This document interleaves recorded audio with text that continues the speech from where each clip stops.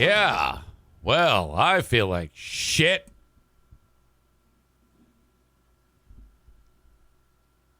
I am so upset with something I did.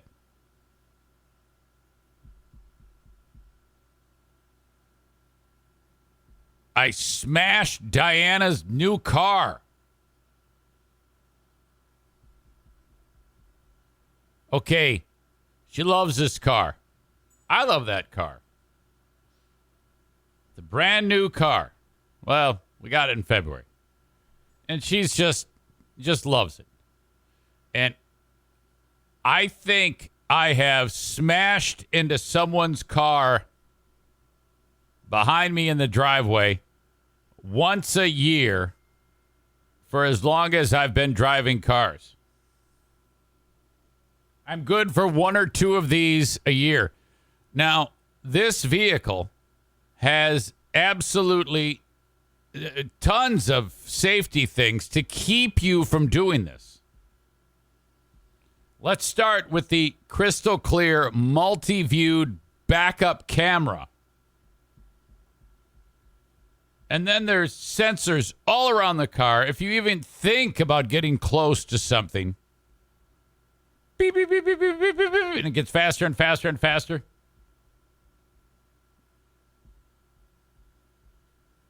Adnan says, the time you bought a new Honda and swiped the curb. Yeah, we don't need to go back on my long history of incidents. Let's not do that. Let's not make this worse. I see a reference to Hot Wings truck. Yeah, again, I had nothing to do with that, and we still don't know what happened there. But let's not digress. Oh my God, I couldn't believe that I did that, man. Oh shit. I put the car in reverse, and I'm backing out of the driveway. I know Madison's car is right there.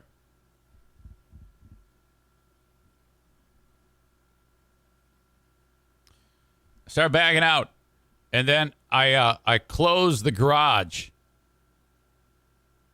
and I realize that there's something wonky with the garage, and so for some reason I went up and pressed the button again and stopped it from closing. But that was stupid because it wasn't engaged. There's a long, boring backstory about that. But all you need to know is that I was fucking with the garage door opener and closer on the thing and not paying attention to everything that I should be paying attention to. Next thing I know, I'm hearing strange noises and grinding. And I look in the side view mirror to my right, and I see Diana's car is smashed up against. It's dragging along the side of Madison's car. In its own right, that car I'd backed out of many times into people's vehicles.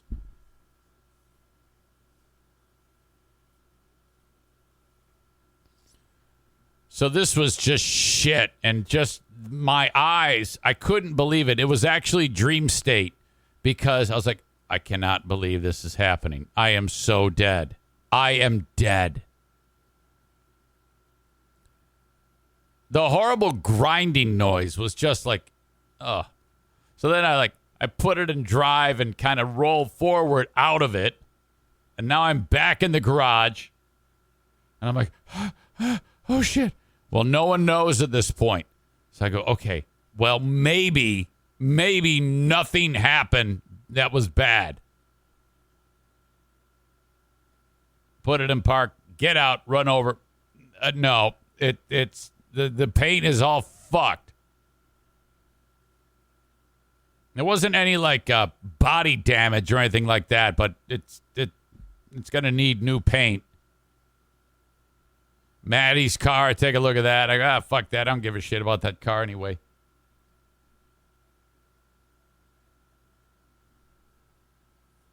It turns out, though, that the reaction that I got from Maddie about her car getting hit was actually stronger than no, I take it back. Diana's reaction was much stronger. Okay, so then I'm like, all right, no one knows. Now, all I want to do is go to the gym and do mile repeats. Like, okay, let's get out of here. Let us get out of here right now. We got to get, and I'm like, I got to get this workout in. So let's at least accomplish that. The rest will sort itself out. There's no point in me going back inside and dealing her in on this right now. Let's go. This is smart on my part. I love it. I love it when I do smart things. This was a smart thing. Got to get the workout in. Maureen says, please tell us you videoed Diana's reaction. No way, man. No, boy. This is not good. In fact, she said to me, she's so upset. I know you like calling me on the podcast. Do not call me and talk to me about this. I go, no problem. So then I'm driving down the road. I'm having an absolute full-on anxiety attack / panic attack. I'm like, oh, my God, what am I going to do? What am I going to do? And now in the back of my mind, I know what I'm going to do. I'm going to take the car to my pals at Riverbend Body Shop. I'm going to get an estimate, and I'm going to get the fucking thing fixed, and that's going to be the end of it. This is not the end of the world. But at that moment in time, it's the absolute end of the world. Now, out of all the vehicles she's ever had, she loves this car the most. Just loves it. And I love it, too. I love driving it, you know? I call her up. I go, hey, honey, how are you? Fine. I've just left the house. Now, I know where she is. She's in the sunroom with the NFK. I go, hey, where are you? I'm in the sunroom. I go, could you pop upstairs for me? Because he doesn't need to hear this because he gets worried about every damn thing. Oh, okay. And my tone of voice and me setting this up, I'm sure she, for a second, thought that someone died. Because I go, yeah, can you go pop upstairs? I got to tell you something. She goes up there. She goes, what? I go, I got some bad news. That's exactly what I said. I got some bad news. And she's got to be like, who's dead? Who is dead? And in her brain, she's like, well, my whole family's dead, and Kevy's with me in the sunroom, so.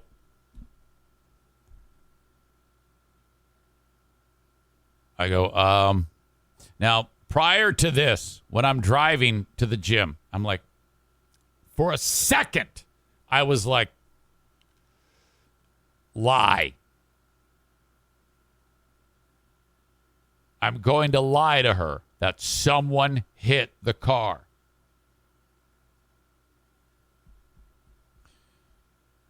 And I entertained that thought for about 10 seconds. Like Bob says, blame it on a hit and run at the gym. No. Can't do it. I can't. Contrary to what some of our poor Zaniac souls, group formerly known as Zaniac souls, I don't lie.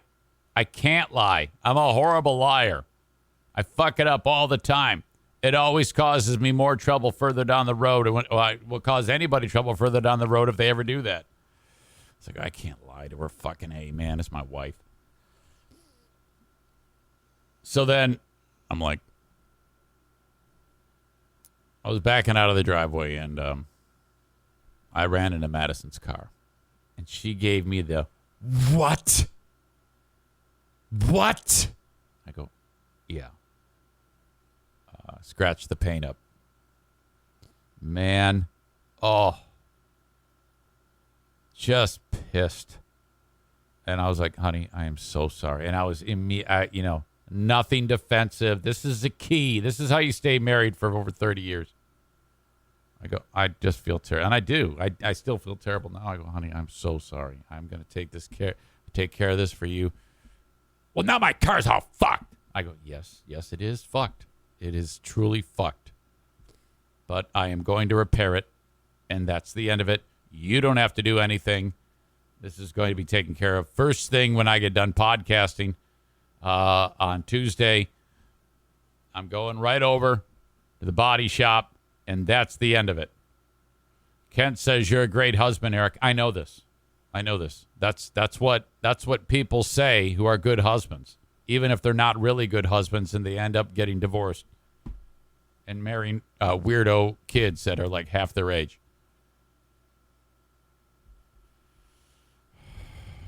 So I'm like, shit, man, I still feel like a dick.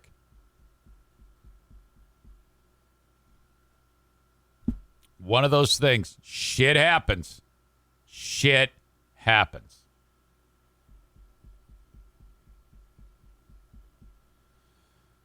Oh, man. This is bad. Now, normally, I would not honor the request to not call. I mean, when she says, don't call me, I don't want to talk about it. Normally, I would blow right through that stop sign. I'm not going to do that today. I'll leave that alone. But, so that's kind of like really how the day ended yesterday. And yesterday was a fantastic day. We had a lot of great things happen here. All these little teeny tiny moral victories happening. And then that just kind of like, oh, God. Now, it didn't like completely ruin the day. You know, you can't overreact on this shit. As you guys know, I'm always measured. I never really overreact at anything. I always have a nice, appropriate response.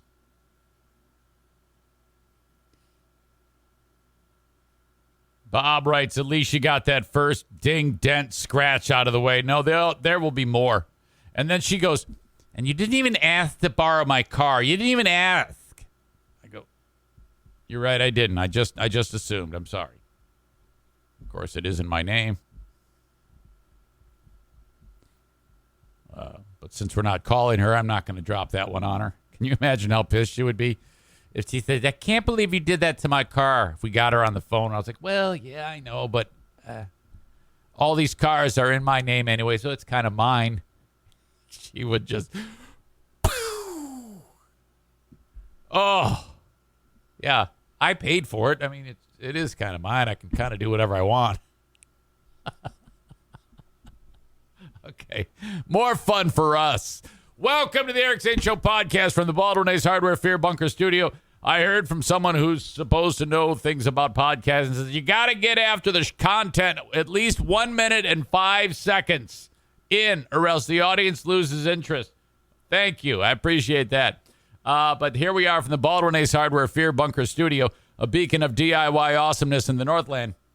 And a daily show where I discuss news, nonsense, and my personal adventures / fuck-ups. Okay? That was a fuck-up. Oh, my God. As always, you can reach out to me on the Shoreliners Striping inbox, eric@ericzaneshow.com.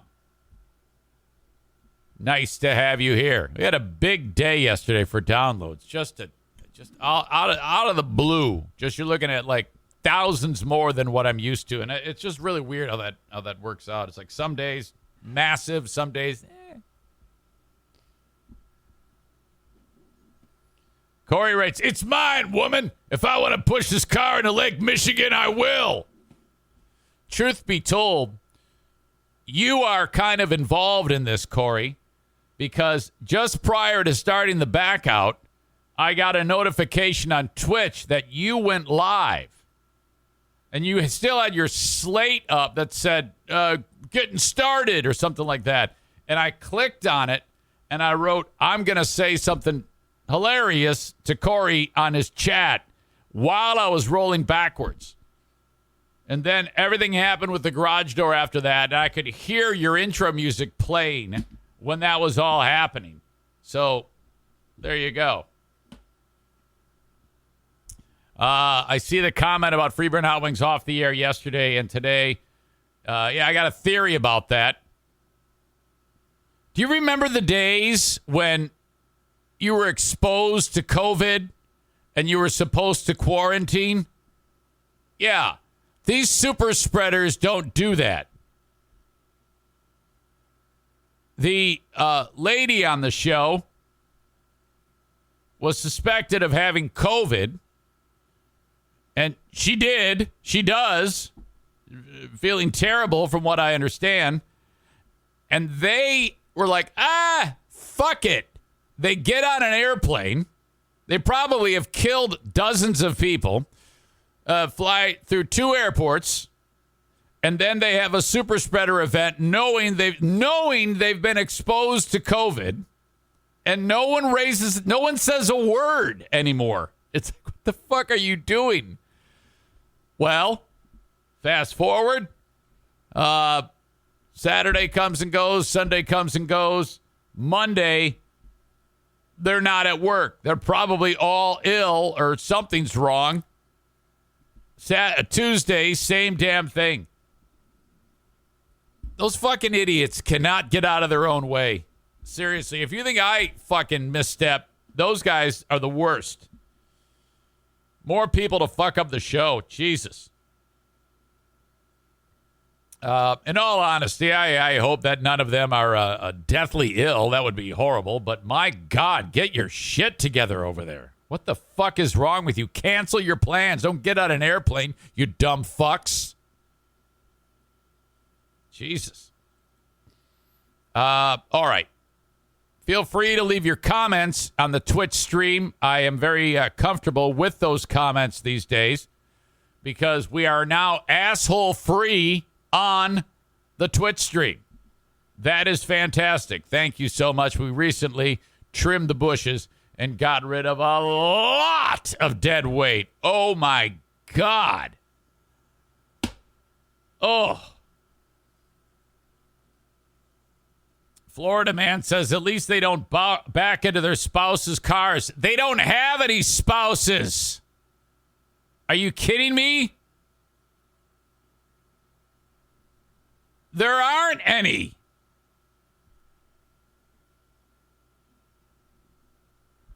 All right. So for you folks that are enjoying the show on Twitch, Facebook, and YouTube, I'm about to kick you out.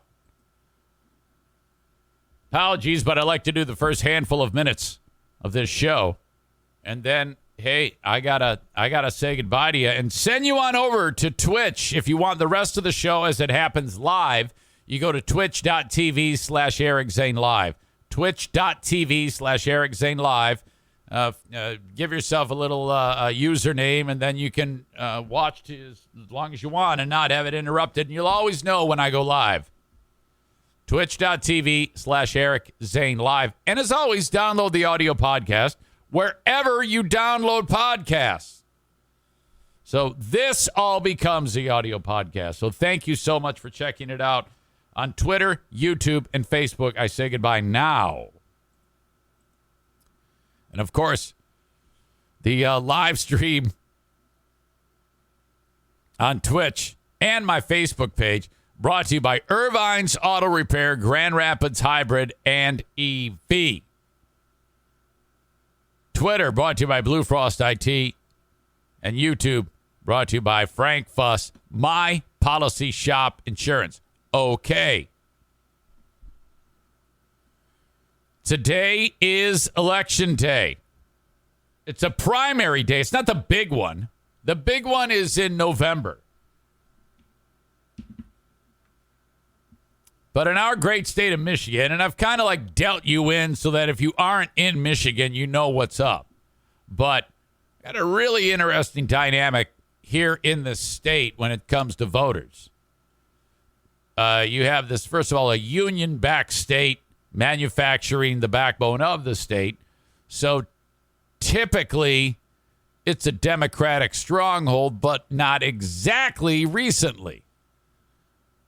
Okay?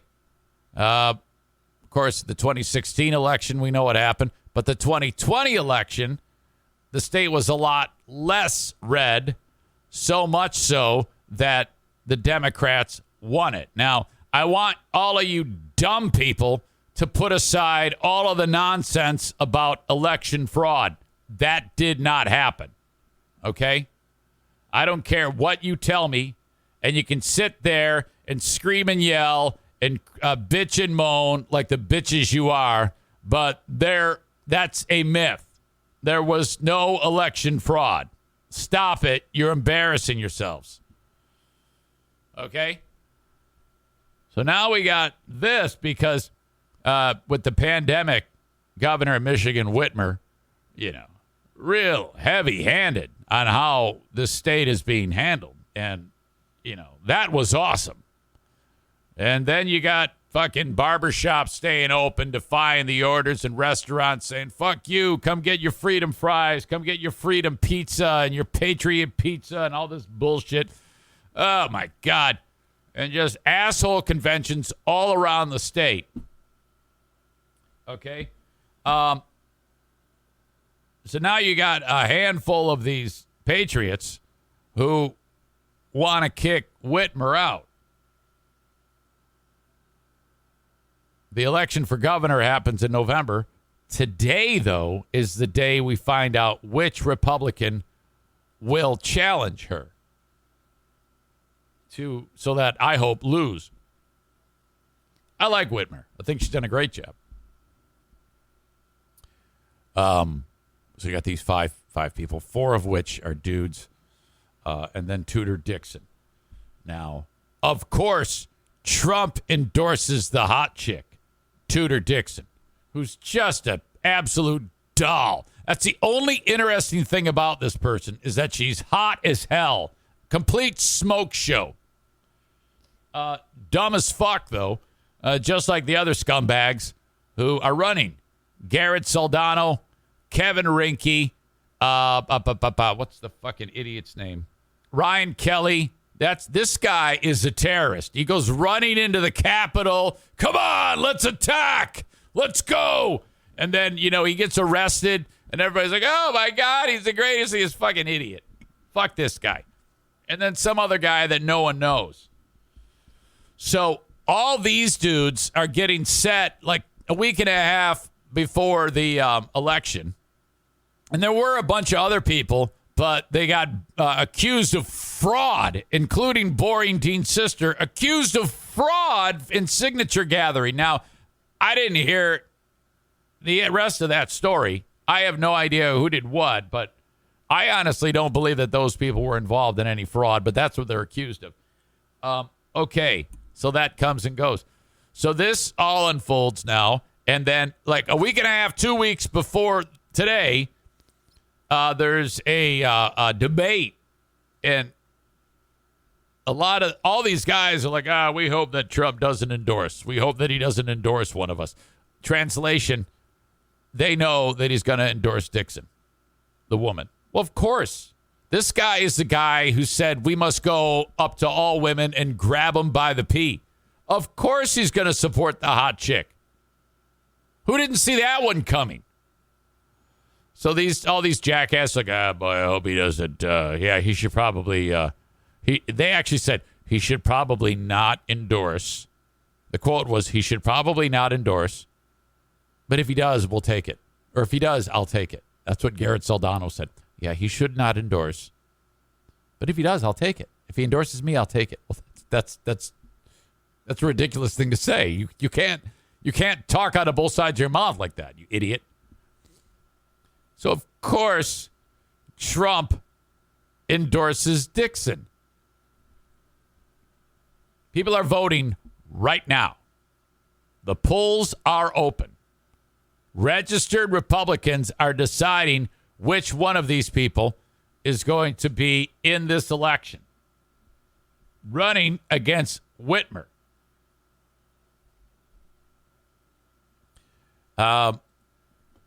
Let's get into this. Oh, my God. What a smoke show. Any more pictures of her? Damn it. Oh, my God.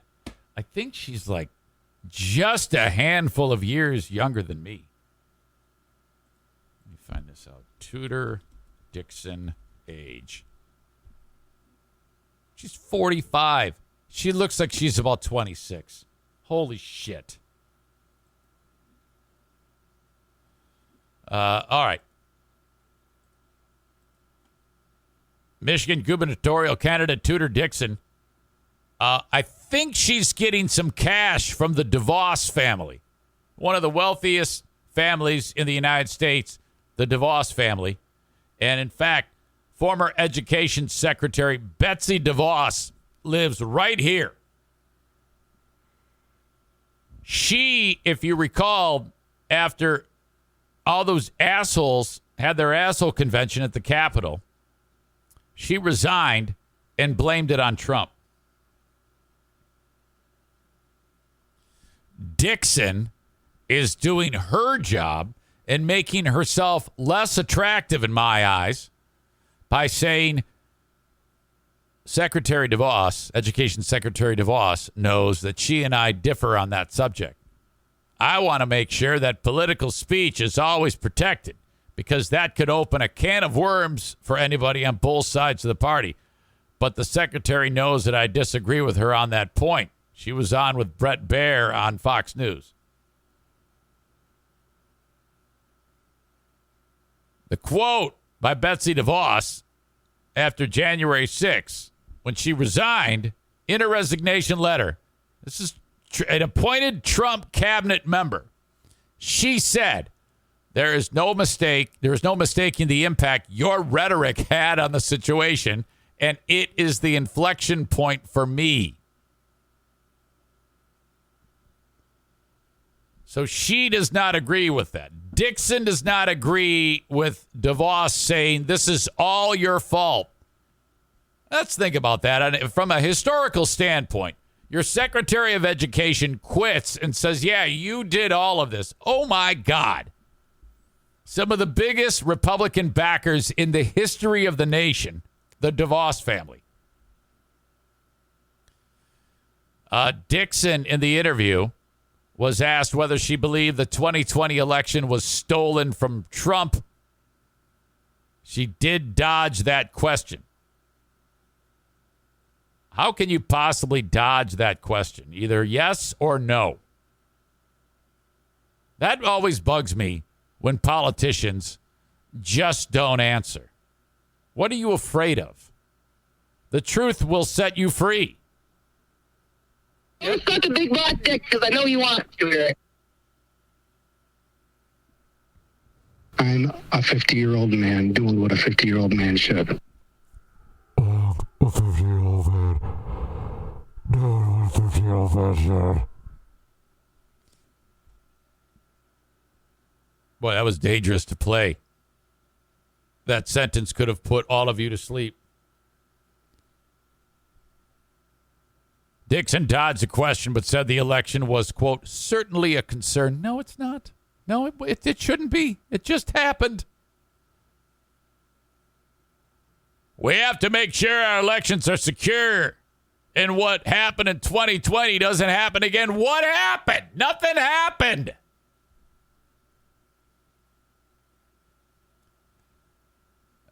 This article, which is actually from The Hill, which is it's not like a local TV station. It's a well-known worldwide website. Well, they're all websites are worldwide, but you get what I'm talking about. They actually, if you're Dixon, this is good, and any of the other four jokers who have no chance at winning this thing, you're like, oh, shit. Because they wrote, Dixon is in the primary ring with a handful of other candidates vying for the Republican Party's nomination, with recent polling showing Dixon pulling ahead of the pack.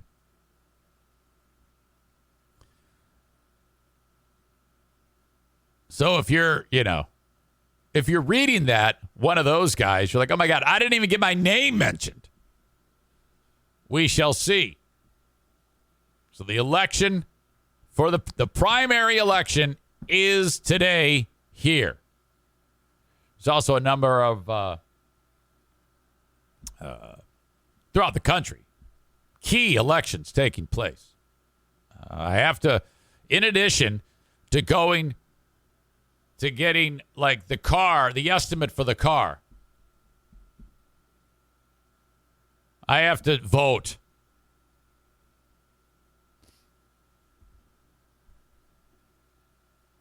All right. Wow. So that's what's up. That's what's going on right now. And I love it. The drama is fantastic. I love elections in this country. I don't love all the bullshit and the lies, but whatever. I'll get my vote in. Okay, this show, when it's done, it's time for the Patreon. The Patreon, when I finish this whole podcast up, happens. It's an extension of this podcast. When I built everything that you have in front of you right now, the idea was do the free podcast and try to convince as many of these loving, amazing, beautiful, handsome people to join your Patreon. Hopefully they'll get the idea that you're busting your ass trying to make this happen, and they will reward you with a positive donation. And I call it a donation. $5 or $10 a month is what I ask for 15 plus hours of content on the Patreon. Now, look,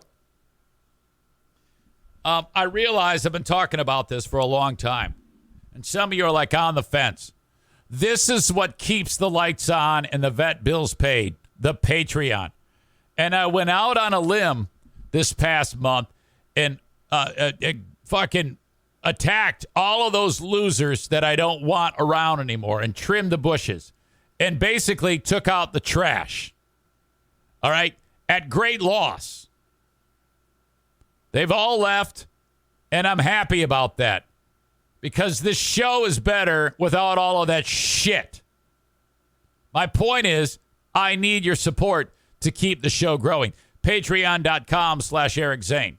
I will work my ass off for you on the Patreon. Every day I post an additional podcast. Today, in fact, I have two. I've got Smarter Than a Former Drug Dealer trivia as Dale is taking on Eric from Irvine's. All right. One of the owners of Irvine's Auto Repair, Grand Rapids Hybrid and EV. So sign up on the Patreon. I appreciate all of the people who have signed up, but I still have not made up for all of the scumbags that left.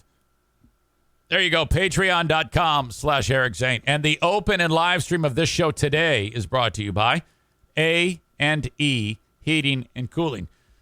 Which reminds me, Joe Martinez, I need you to visit. You are hired. I have a job for you.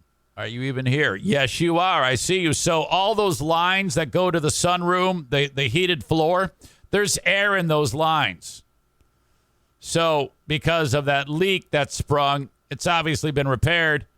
But, you know, in a handful of months, I'll need that flooring to be heated. So I'm going to need you to come on over. I'll schedule with you to come fix that shit. If you have any scheduled maintenance on your equipment, heating and cooling wise, reach out to Joe Martinez, 616-516-8579, a trusted source to get any repairs done. How about if you're retrofitting a home with a new furnace or an air conditioner? He'll install the Comfort Maker brand of furnaces and air conditioners, which is the absolute number one brand in the entire world. That is a fact. Go ahead and get an estimate from any other person who does this for a living. And, well, you know what? Then compare it to what Joe has. Joe will beat their price. A&E Heating and Cooling, 616-516-8579. Joe writes, blow it out. I'll be in Mexico. Yeah, there is zero chance I have the skill set to, quote, blow it out, dumbass. And I'll be in Mexico for the next 4 months. You're going to be in Mexico for the next 4 months? No. And by the way, you have like a bunch of employees now. So shut up and get over here and fix this shit. You stupid Mexican hillbilly. He's making so much money these days that he goes to Mexico like every other month. He's probably some kind of drug mule. Jesus. Kidding. All right. A&E Heating and Cooling. See, these are things you can't get on your Wood TV ad. Me calling you a drug mule. Thank you to the Mario Flores Lakeshore team of Van Dyke Mortgage. If you are in the market for a mortgage, first mortgage, 10th mortgage, refi, whatever it may be, Reach out to the Mario Flores Lakeshore team of Van Dyke Mortgage and MLS number 3035. You can still get an excellent interest rate, well, as low as you possibly can. It's not going to be as low as last year. The government is doing their best to try to get you to stop spending money, but you can still get that loan. It's a great time right now to also get money out of your home. Home values are sky high. And, if you need maybe a couple projects, fix up money, whatever it may be, down payment for something, I don't know, pay for a wedding or Hope College, you can get money out of your home. Reach out to the Mario Flores Lakeshore team of Van Dyke Mortgage. 231-332-6505.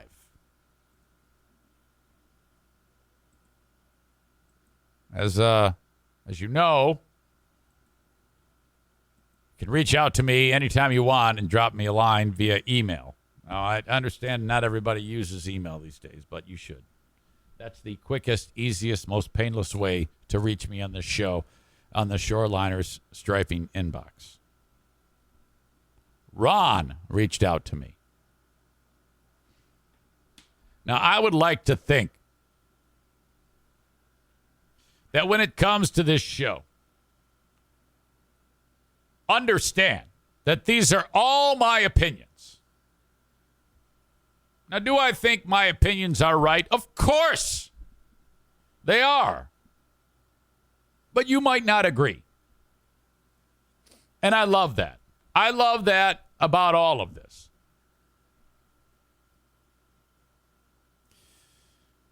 Still, despite that, you still listen despite not agreeing with my opinion. I am not here to try to win favor so that you go, yeah, you're right. I don't give a shit. My job is to give you my opinion in a concise way, hopefully with some humor, and then you kind of figure out what's real and what's not, I guess. And everything that I say, I feel, but it's super amped up. If I just sat around and talked like a boring idiot, no one would pay attention to this shit. I bring that up because occasionally I'll hear from someone who misses the point of everything. And I've seen these emails over the years, just like the one I'm about to read to you from Ron.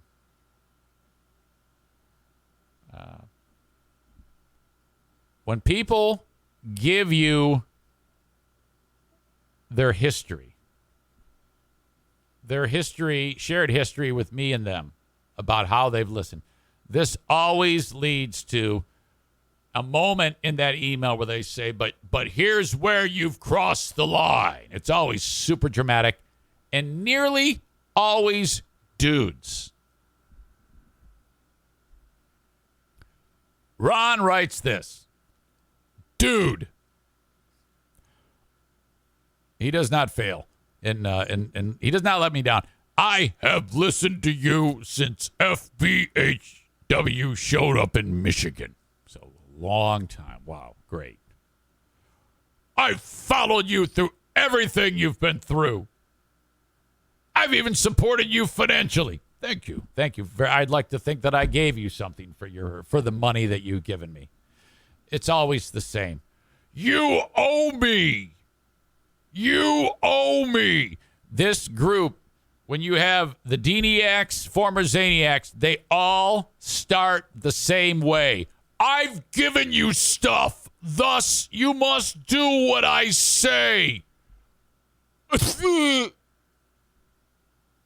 What a bunch of dramatic twats. Even supported you financially. And I'm a God-fearing Christian. No, you're not. No, you are not. That is a lie. This is my next favorite sentence after I'm a God-fearing Christian. He feels the need to tell me he was in the armed services. What? So listen to all the great things Ron has done. He's listened when I was talking for a while.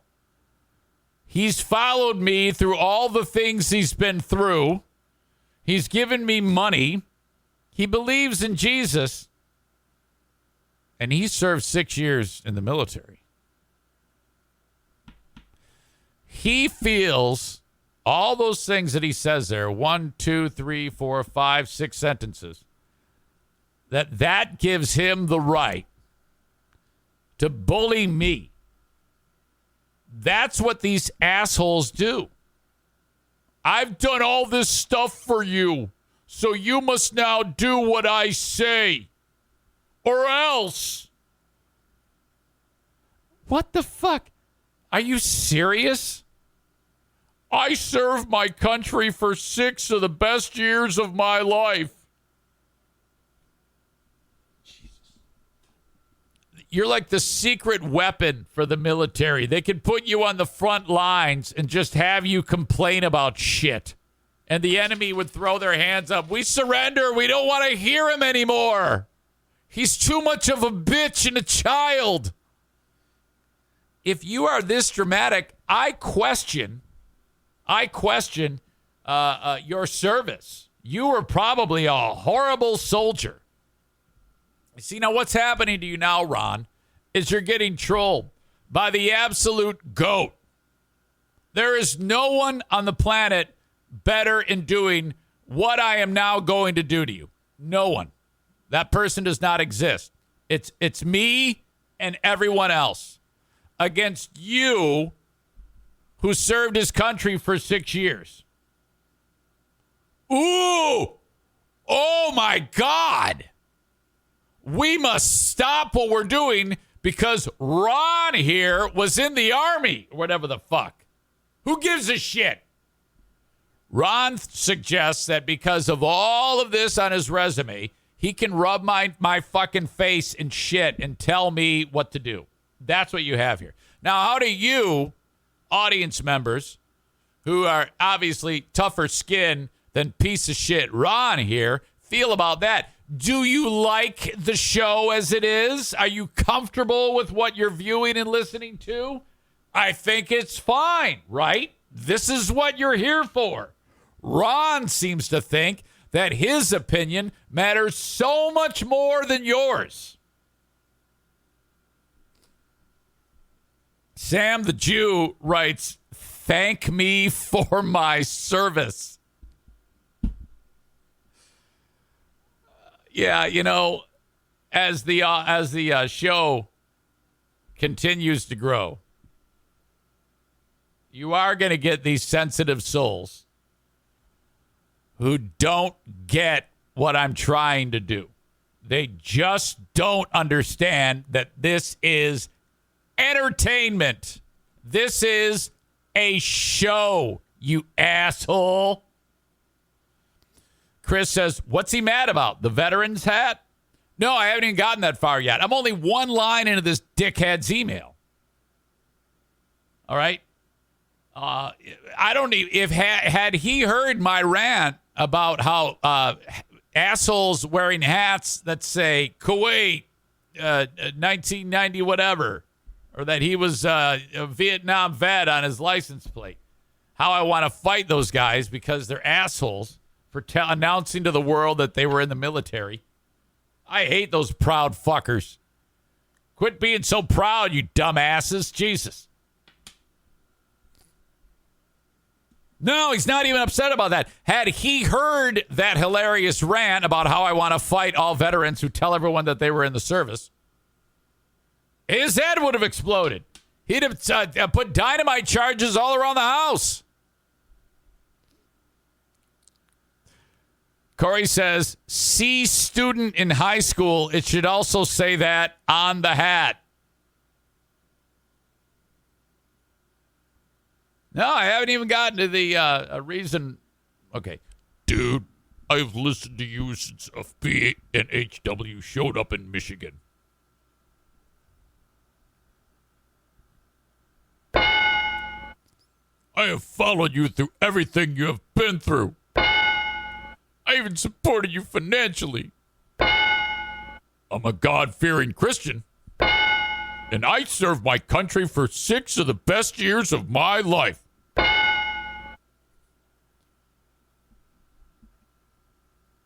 Now, I'm 53. I have taken your mouth about politics for the last few years because I thought it was tongue-in-cheek comedy. But you continue. I try to listen to your shows, and you continue to call me trash. Why can you not figure out that Republicans are probably not the answer to the country's problems, but the fucking Democrats are the cause of them? He writes. I don't know. I never really thought about it. Tell me what else I should think, please. It only takes me about 30 minutes to listen to your bullshit show, though. So thank you for saving me time. Well, silver lining. Maybe it's time for me to join the white trash Deniacs. Well, all right. Really wish you would leave politics alone. You are dumb.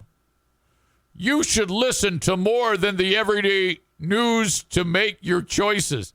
Well, that's a lot of assumptions. I don't watch any news. I mean,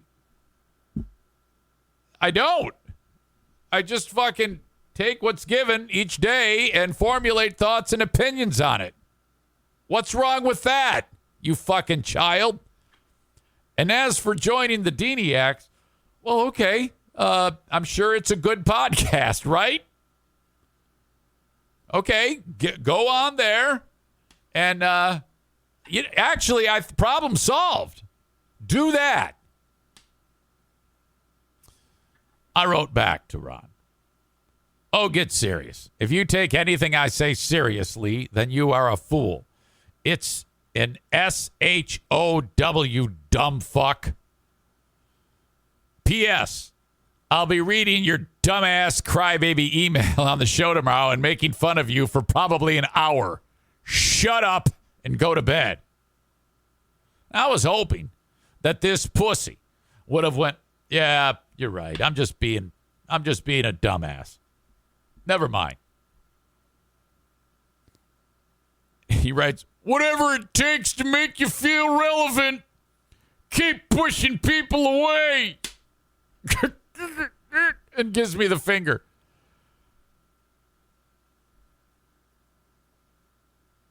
So then I was like, fuck it. So I wrote Whitmer for president.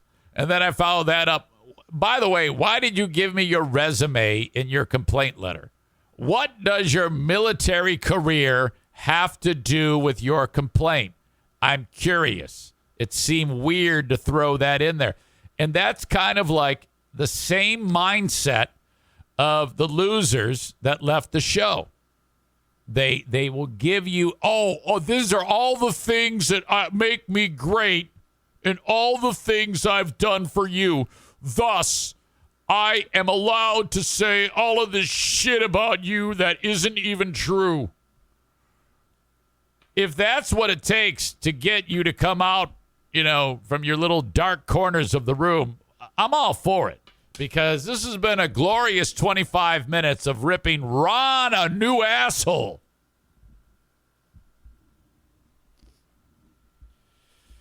Bigfoot Rose says you still have veteran listeners. Us. Well, thank you. I appreciate that because you're smarter than this dumbass who thinks that there's a mean bone in my body. There isn't. I have nothing but respect for my veteran sisters and brothers. I mean, come on now. But why are we all here? Are we here to sit around and have me just agree with you? My goal is to not agree with any of you. My goal is to be anything but boring. And I don't care whatever means I use to get to it. If I make you happy, sad, glad, mad, cry, furious, whatever the fuck, I don't care. I just don't want you bored. And it's the one thing I cannot be. And if that's too much for your little heart, so be it. For every one that leaves, 5 replace you. I don't give a fuck. And I'm loving living my life like that now. This has gotten much easier now that this is my attitude. Corey writes, these people act like $10 a month is $100,000 stock investment in the company. Exactly. He writes, you paid for jokes. You got the jokes. Transaction over. My God. New person here. Jack_Ken_Knopf writes, what is this stream about? Thank you. I'm welcome to you. I will tell you.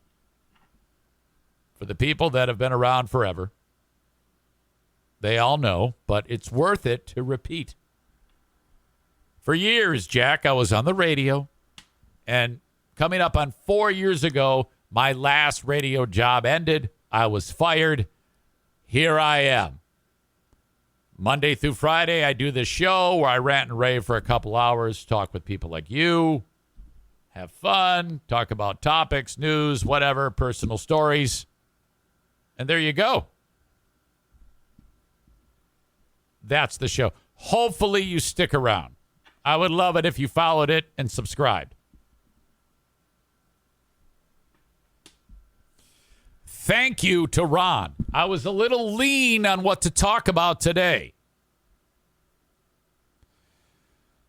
This point being made, they, meaning people, audience, love the jokes until it hits too close to home. Then they turn into snowflakes.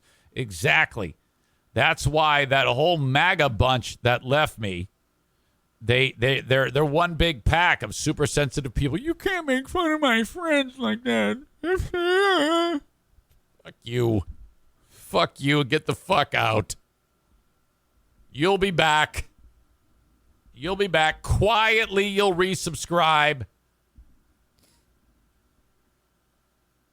Linda says, I wouldn't even count BBL as a firing. The station changed formats. That's out of your control. This is true. It's true. I still think, though, that I was fired. If I had been better, if I actually had a show that people listened to, I wouldn't have gotten laid off, or they wouldn't have changed formats, you know. Corey says the South Park rule. Everyone gets made fun of, no exceptions. True. Kyle writes, MAGA scum are a sensitive bunch. Don't hurt their poor feelings. They'll go cry on their tiny guns. That's the thing. I'm not a liberal or a Republican. I'm me. Okay. Yesterday was a great day as Al-Qaeda leader Ayman al-Zawahiri was killed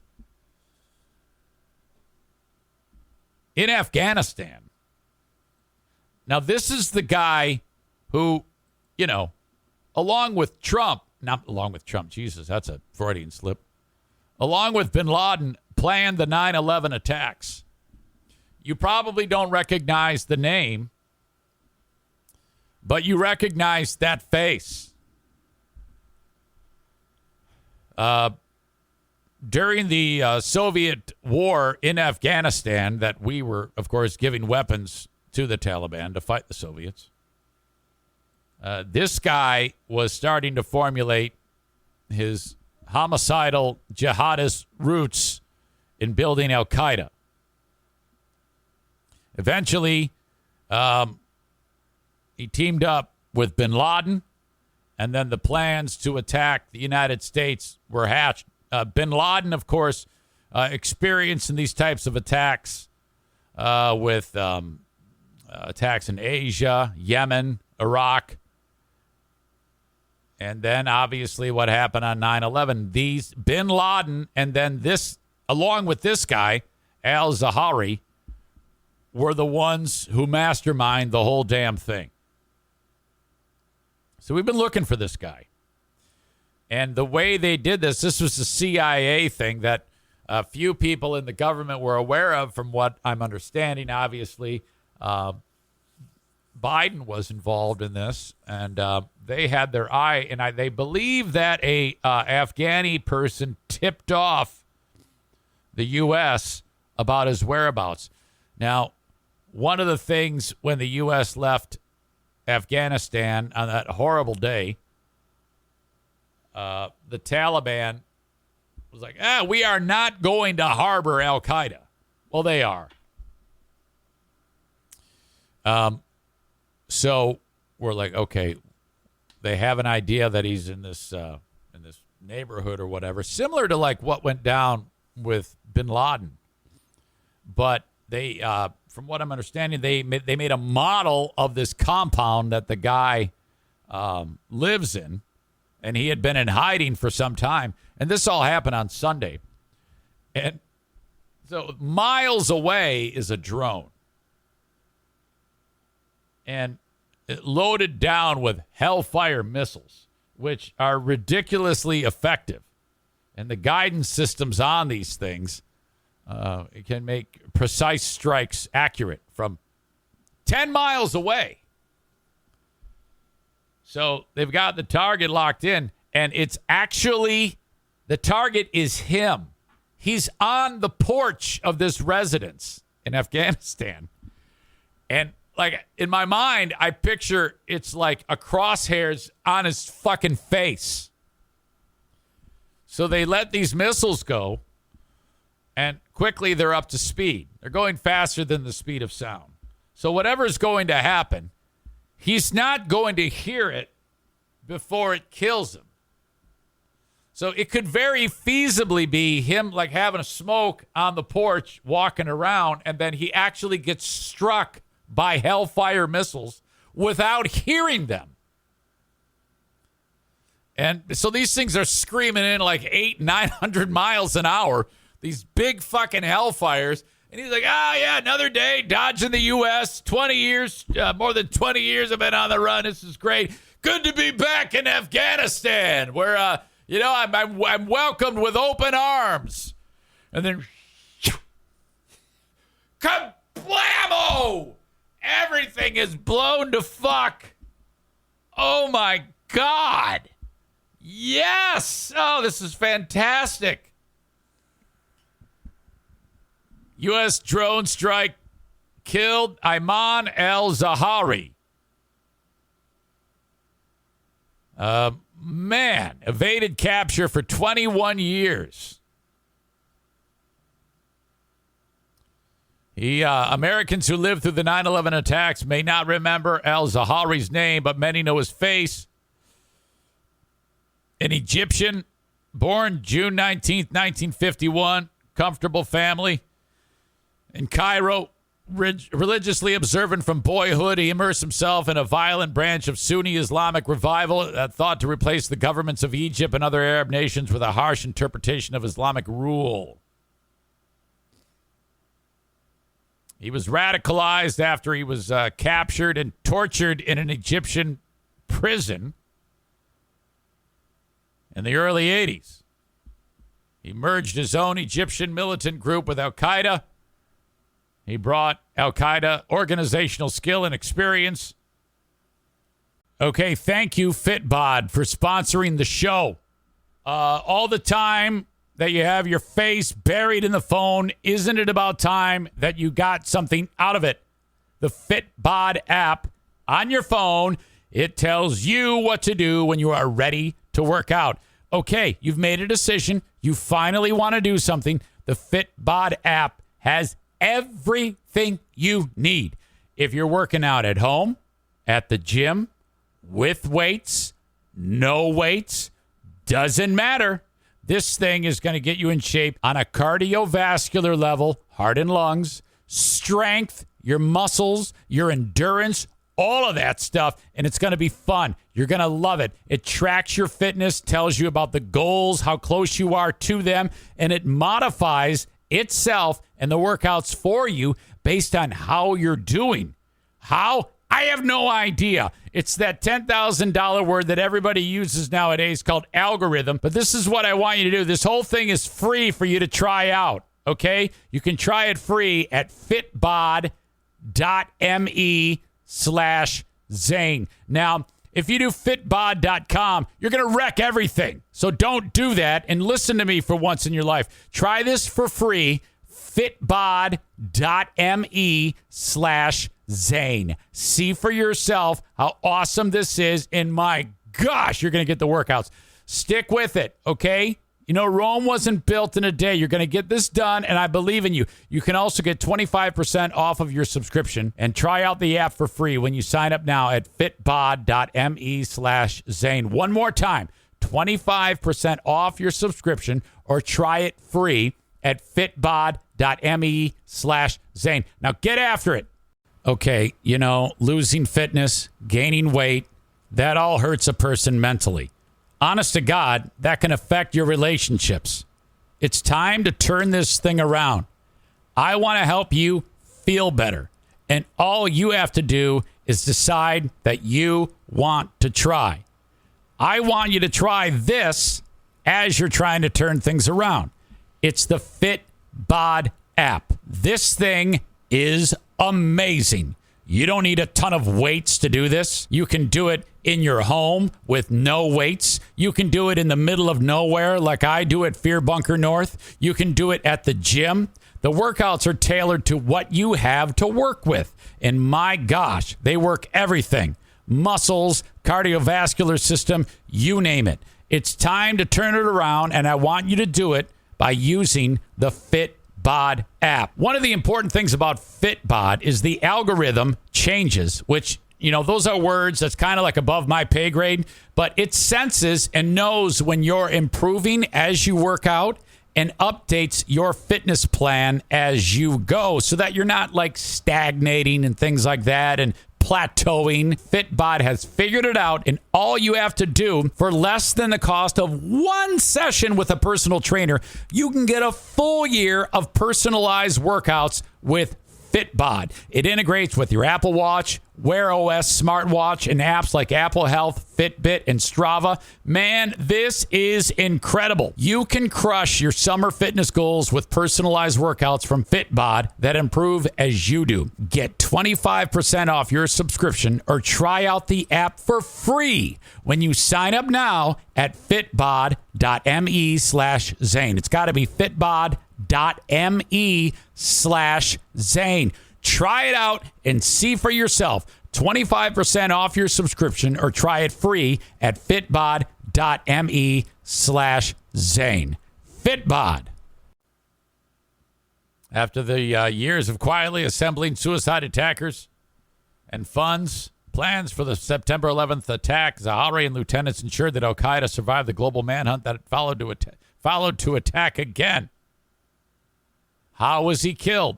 It all happened as Zahari was pacing on the balcony around sunrise Sunday at his home in Kabul, Afghanistan. U.S. intelligence had been observing that he spent significant time out there and that if they launched the Hellfires, he would likely be right on the business end of these missiles. And sure enough, that's what happened. Can you imagine the amount of obliteration of his body when two Hellfire missiles come reasonably close to actually going up his asshole? His presence in Afghanistan had been widely suspected for some time. U.S. officials learned this year that Zahari's wife and his other family members had moved to a safe house in Kabul. U.S. officials, joined by top leaders all the way up to eventually Biden, spent careful months confirming his identity and his fateful practice of standing alone on the fucking balcony and said, all right, this is it. Let's do it. This dumb shit stands on his balcony every fucking day. So, like, they're establishing this pattern. They've got images of him from far away day after day on the balcony. So we were ready. Oh, I'm so impressed with this. So that's that. Biden was quick to point it out. Look what I did. And good. Good for you. You should. That's you doing your job. Now, if you're on the other side of the aisle, how can you possibly have a problem with this? Very, very cool. I'm glad this guy is dead. Who isn't, you know? So now, who is next in charge? They're talking about that. Who would be the next person to step up? But Al-Qaeda continues to scramble, try to pick up the pieces. My God, great story. Love that so much. The fact that he's pacing on the balcony when it all went down. My God, I wish there was footage of it. Can we see the footage?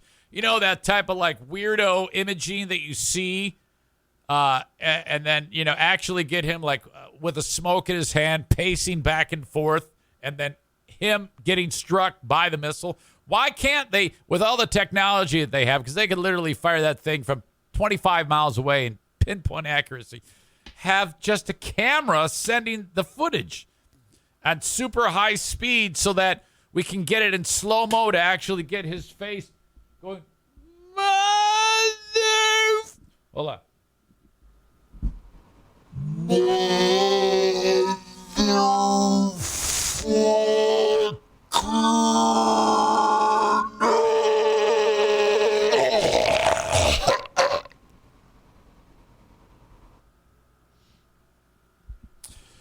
Okay. Thank you to the Kent County Health Department. Go to accesskent.com/health. When it comes for information about the importance of breastfeeding your baby, the Kent County Health Department is actively trying to promote that you, as a parent, give your baby breast milk. No matter what, do everything in your power to make sure that that child is being nourished appropriately with breast milk. Okay? There used to be a time when sweet mothers would breastfeed their babies and assholes would say, cover up! What are you doing? Get in the bathroom! Fuck that shit. Ladies, just lift the shirt, put the baby on there, let anybody else who's offended deal with that shit. Fuck that. That baby needs to eat. Nothing sexual or shameful about it. It's a goddamn honor. Kent County Health Department, accesskent.com/health if you need more information about the importance of breastfeeding your baby. While I'm at it, thank you to Gift of Life Michigan. Now, this is super important. You take a look at your ID. It should have a little heart on it, which denotes that you are an organ donor in the unlikely event that something bad happens and you're dead, okay? Then that means that all your organs are given to people and they live on because of your generosity. You don't need it. You can't take it with you, okay? You can save 8 lives with your organs and improve the lives of dozens more with your tissue and corneas. So if you're within the state of Michigan, all I'm asking you to do is go to GOLM.org. If you're within the state of Michigan, out of the state of Michigan, registerme.org, and fill out the form. It's going to take you 90 seconds, and then that way it's official. This is a binding thing. Once you're on the register, you're on the register. You're not coming off of it. To donate your organs. Please, please, please. There are so many countless people that are waiting for life-saving organs right now that are just waiting for something to happen. And, you know, let's face it, you don't want to talk about it, but if something terrible happens to you and you pass, okay, we're going to keep you around and your organs are going to live on and you're going to save lives. How great is that? Think about that. It takes so little to be a hero, okay, to register. for donating your organs. GOLM.org in the state of Michigan. RegisterMe.org out of the state of Michigan. Okay. I have more of this show coming up. Okay. I feel like today I am doing, I'm great every day, but today I'm super great. I feel so great about myself today. I can't tell you how impressed I am with my abilities. But I have to pee. So you need to stay there, and then I will be right back, okay? Don't go anywhere. Sorry that took so long. I got all the way back in here. Forgot my water. So that was dumb. All right. Where are we? Beyonce. Boy, I saw this story and I was like, well, this has got to be something ridiculous. Beyonce has new material out. And the album, I believe, or the release is called Renaissance. Hang on, I got to sneeze.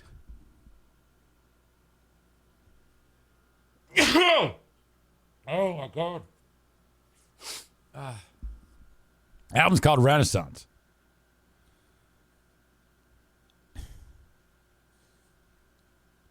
Headline, Beyonce will remove ableist slur from Renaissance after backlash.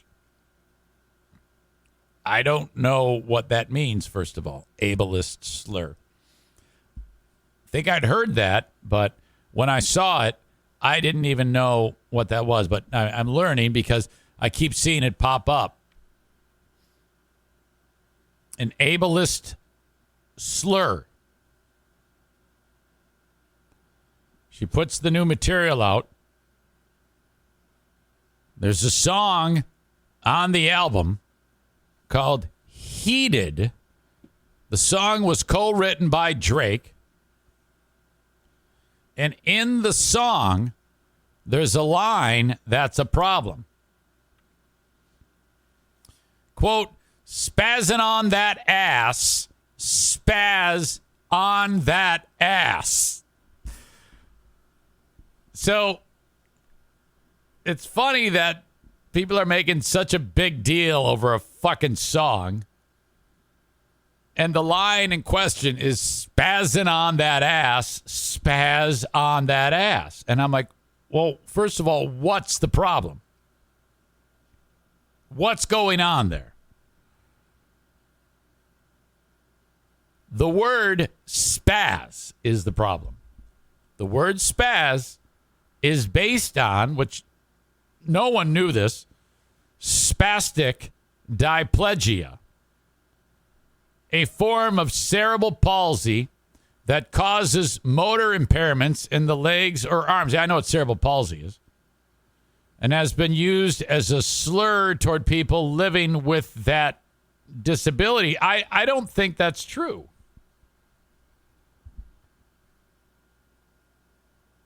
I mean, if you say someone's a spaz, they're a spaz. The word is taken on a whole different life. Like, if Diana comes in here yelling at me, I might say, hey, quit being a spaz. But this sentence says it's been used as a slur toward people living with that disability. It has? In all the years that you in the audience have heard of or used the term spaz, have you ever directed it towards a person who has cerebral palsy? Fuck no, you don't, because you're a quality human being. Hey, what do you want to do today? Let's go find some guys who got cerebral palsy and call them a spaz.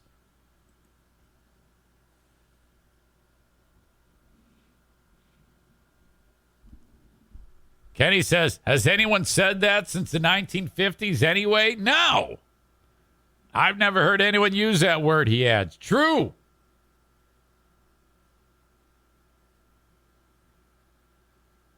So now they're taking the word spaz away from us. Holy shit. So I'm curious as to what she actually went ahead and is now remaking the song. Now, if I was Beyonce, I'd say, yeah, shut up. But no, you see, she's helping cancel culture. She's making it so that when words are weird or whatever, you must change the words. No, fuck that shit. On Monday, a representative for Beyonce confirmed that a new version of Heated will be available with the contentious lyrics changed, but gave no further detail. Can you imagine if she changed it to jizzing on that ass? Jizz on that ass? That'd actually be pretty hot. Maybe not. The word not used intentionally in a harmful way will be replaced, the statement read. So it's that easy to get arguably one of the biggest stars of all time to change the lyrics to a song.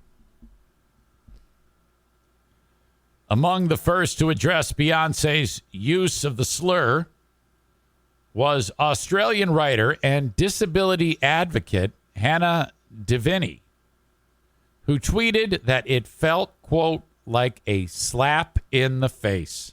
Wow. We have so much butthurt on this show with Ron, the 6-year military Medal of Honor winner, and this lady here. However, Hannah is more of a man than Ron is.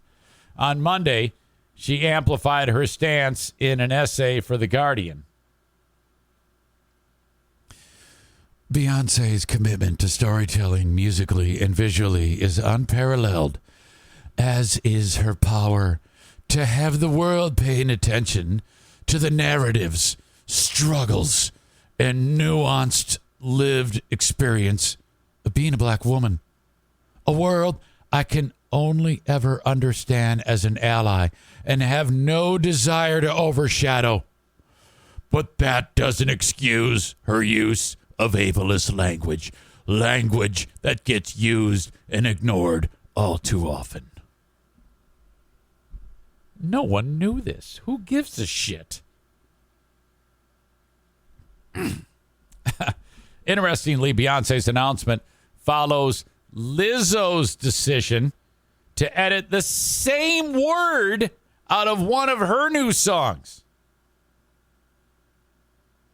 Last month, the Truth Hurts singer confirmed plans to change a lyric in the song Girls, which she spells Grrrls, Girls, off her latest album, Special, following similar criticism from Hannah Deviney and others. Jesus. Come on. I wish these women would tell these people to fuck off. Let me make one thing clear. I never want to promote derogatory language, Lizzo wrote on Instagram. This is the result of me listening and taking action, similar to what I do at Old Country Buffet, she might have added. As an influential artist, I'm dedicated to being part of the change I've been waiting to see in the world, said Lizzo with a mouthful of food.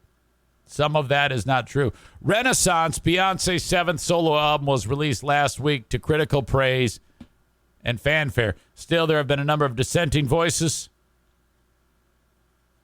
Singer Kellis accused Beyonce of thievery after discovering that her 2003 smash Milkshake had been interpolated into the new track Energy, allegedly without her permission. You ever hear that song, Milkshake? I like that song.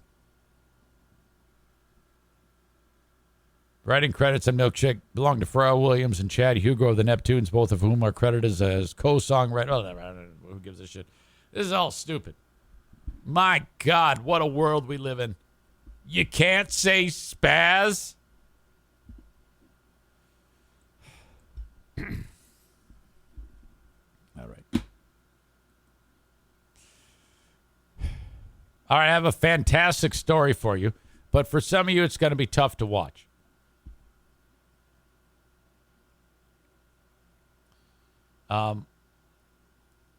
Not really, because it's a really good ending. I love this story. Brandis, don't worry. It's not going to be anything like yesterday. And it was this is a success. This is a good thing.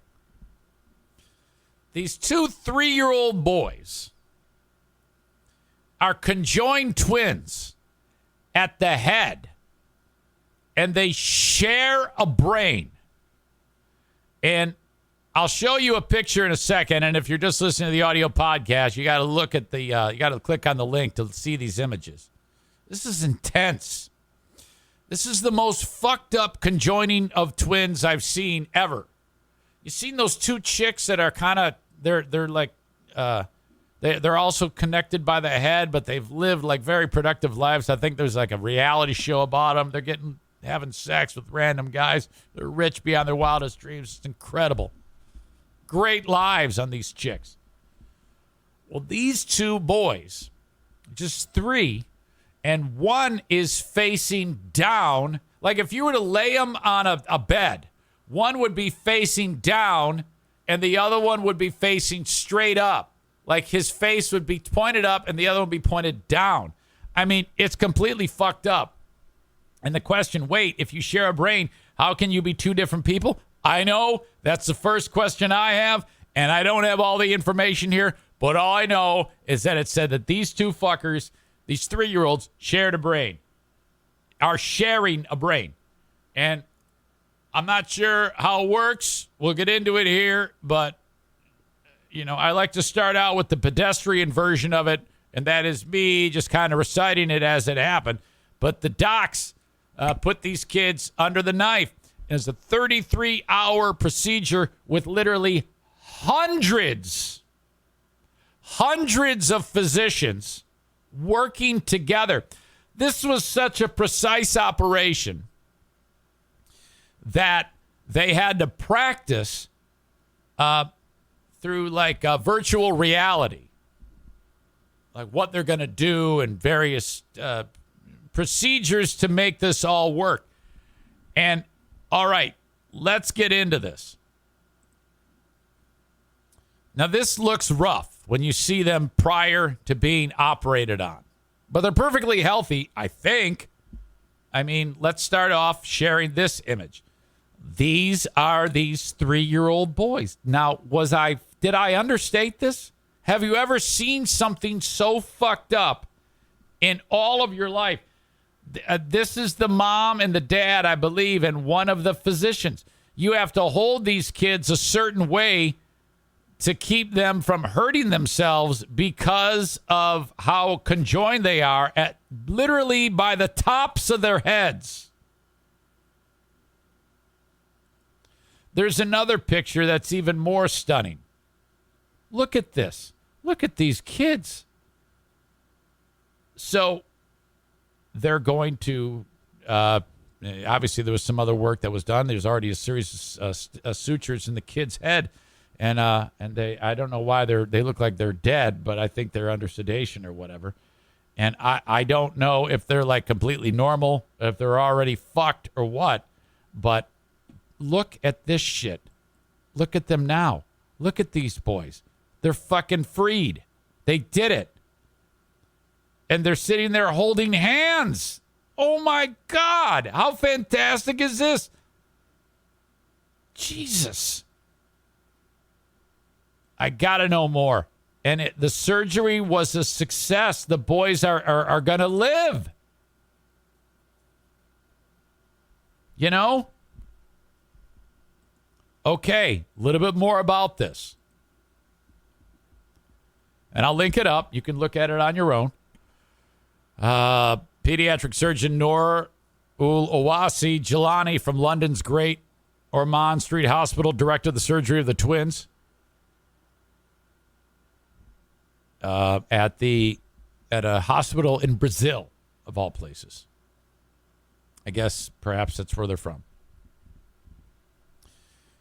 It's a charity called Gemini Untwined, which makes sense, trying to separate conjoined twins. So it's a greatly funded charity to make this thing happen. A neurosurgeon from England successfully separated two Brazilian twins who were conjoined at the head. Bernardo and Arthur Lima were born with fused brains. That's like an insult for Deniacs. They have fused brains. I'm a 50-year-old man doing what a 50-year-old man should. Just got the big butt dick because I know you want to hear it. They had made it through 7 procedures. The young twins, 33-hour surgery during the final 2 surgeries alone, hundreds of medical staff, described as a remarkable achievement. I need to know about the prognosis. I mean, obviously, there's going to have to be some reconstructive procedures to shape their heads, but I don't think that's out of the realm of possibilities. I mean, they had a fused fucking brain, and now they don't.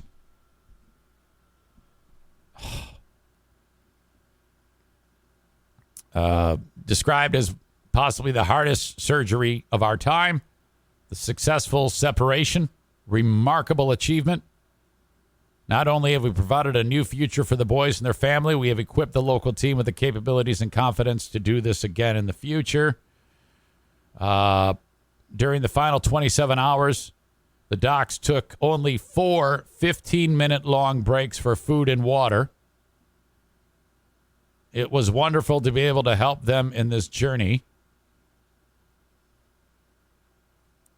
Okay, the twins will go through 6 months of rehab following the surgeries. They are recovering in the hospital. They're the oldest set of craniopagus twins with a fused brain to be separated.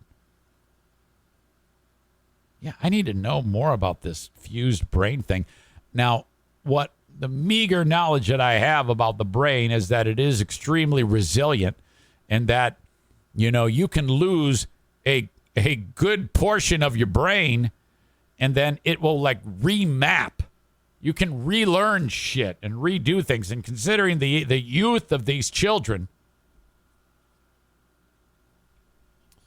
great question from Sam the Jew. How do you get shirts on them when they were conjoined?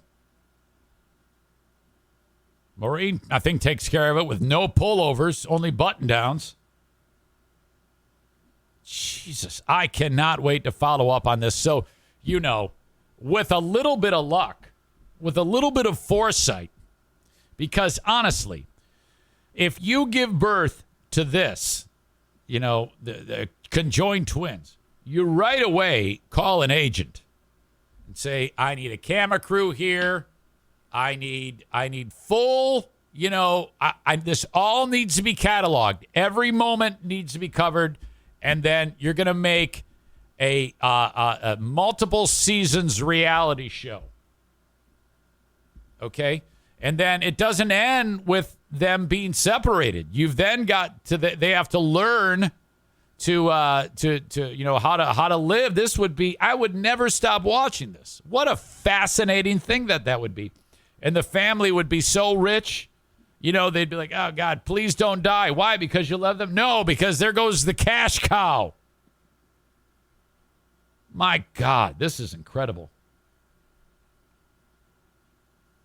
Amanda, who sells Pure Romance, writes, every time you learn something new, your brain gets another wrinkle. That's true for the vagina, too. What a damn story.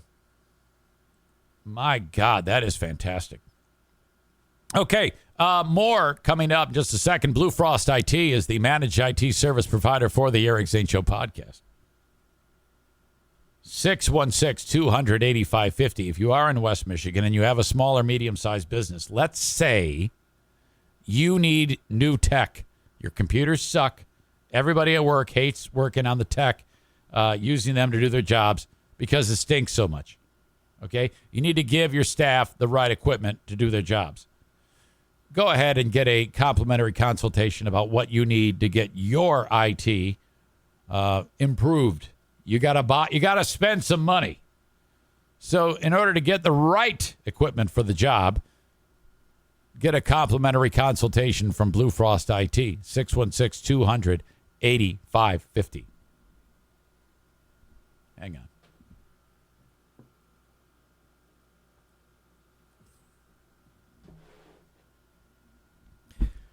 If you're into DIY maintenance on your vehicle, whether it be a truck, car, light duty, heavy duty, SUV, oh my God, off-road vehicle, snowmobile, motorcycle, jet ski, boat, doesn't matter, log splitter, firearm, you need the best lubricant money can buy. That's AMSOIL. They invented synthetic motor oil. The way they make this available to the public is they have hard-working distributors selling it. That's Jason Mays. jmsynthetics.com is the website. 2 ways you can do this. You can shop online. Probably a good idea if you're going to be a regular to be a preferred customer, so you pay the one-time thing and you're going to save a ton of money as a preferred customer. Things like shipping costs and various sales you can take advantage of. So you can do it that way, jmsynthetics.com. Or when you go to the website, reach out to Jason yourself if you have any questions. He'll answer any of your questions via text if you want. There's a number right there on the website, 616-747-0233. The resident Stallone expert on the show is Adam Balboa. He was on recently. I forgot why he was on. Talking about something Stallone related. Oh, it was that new movie called that Stallone is in, and it just sucks. What is it called?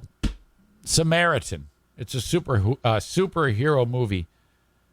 And I go, Adam, this movie, the trailer is a hot mess. No, it's not. It is. It's shitty. Well, yeah, but did you see how good he looks for 79 years old? I go, yeah, who cares? What does that have to do with this horrible writing, terrible acting, awful special effects, miserable plot, nobody cast with the exception of Stallone? What are you doing? Stallone now is in a fight with the guy who made the Rocky movies. Irwin Winkler is his name. I gotta say, Stallone does look pretty great for 70 whatever years old he is. If this is a current picture, I think it is. The eyebrows kind of make me wince, look a little rough. Looks a little jacked. Just age. Just, stop it. Seriously. So, Irwin Winkler, the guy who made the Rocky movies, is, Stallone says he's ruining everything. And this is kind of weird because that's all that Stallone does. I mean, he has milked the Rocky character himself for like 40 years. And the same thing for the Rambo character.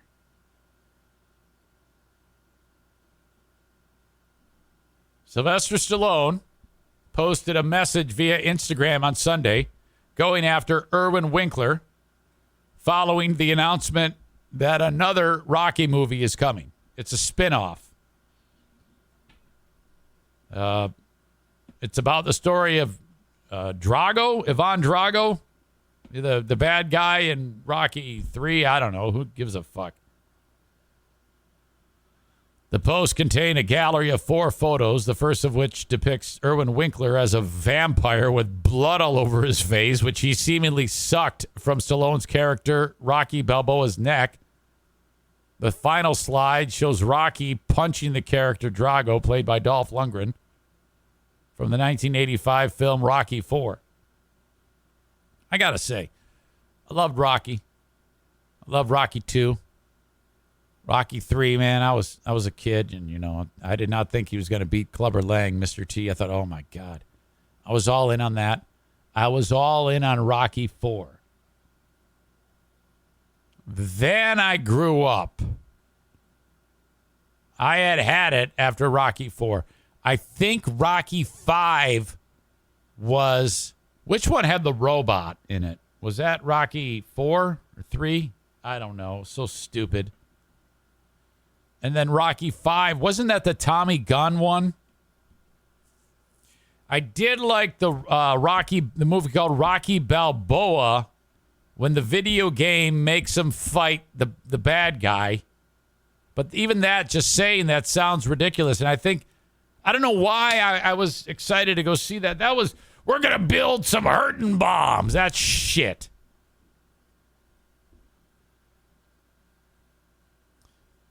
This is what Stallone wrote about Irwin Winkler. Hey, yo, after Irwin Winkler and family suck Rocky dry. Oh, no, wait a minute. Yeah, no, he wrote, after Irwin Winkler and family suck Rocky dry, presumed to be the most hated, untalented, decrypted? I can't even do the impersonation anymore. Producer in Hollywood and his cowardly children have found their next meal. Drago? He captioned the photos. So he is not liking that they're making a movie about this.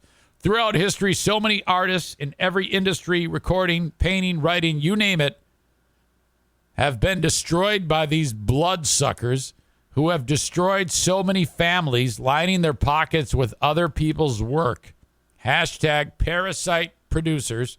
Hashtag exploited artist victims, he added. Then he doubled down on his attack on Irwin Winkler and his family, accusing the original Rocky producer of picking clean the bones of another wonderful character I created without even telling me. A fortnight ago, Stallone took to Instagram to call for Winkler to give him what's left of his rights back. He wrote, after Irwin controlling Rocky for over 47 years and now Creed, I really would like to have at least a little of what's left of my rights back before passing it on to only your children. I believe that would be a fair gesture from this 93-year-old gentleman. I'm confused. Why does he have the rights? What happened there? Now Stallone has posted afresh, commenting on the announcement of a new Drago spin-off movie, slamming both Winkler and his family, but notably reserving the affection for actor Dolph Lundgren. So he doesn't have a problem with Dolph Lundgren. The creation of Rocky, its success at the box office, and its success at the 1976 Oscars has entered film folklore, but the rights to the franchise have long been a point of contention for Stallone, who was paid $75,000 for the screenplay and his acting fees, plus 10 points, which earned him at least $2.5 million for the first film. So he wrote it. He was cast in it. He was paid $75,000 for that and 10 points. It was a big hit, so that got him $2.5 million. That was it. He did it. That's the contract. He told the outlet he didn't push the issue of ownership rights at the time because there was a certain code of business conduct, maybe not as much now, but back then, that you don't ruffle the feathers of the golden goose. Yeah, that's called legal. So he's, I guess, never had the rights back. The Rocky franchise expanded with 2015's Creed and its sequel 2 years later. A third installment is set to be released on November 23rd. The first Rocky project that Stallone will not appear in. He will serve as a producer, however. Irwin also owns the rights to Creed, as it's an extension of the Rocky universe. So how about Winkler? What a savvy business move to pay 75 G's for not only the rights, but for him to act in the first film. And, okay. I need to hear what Adam Balboa thinks about this.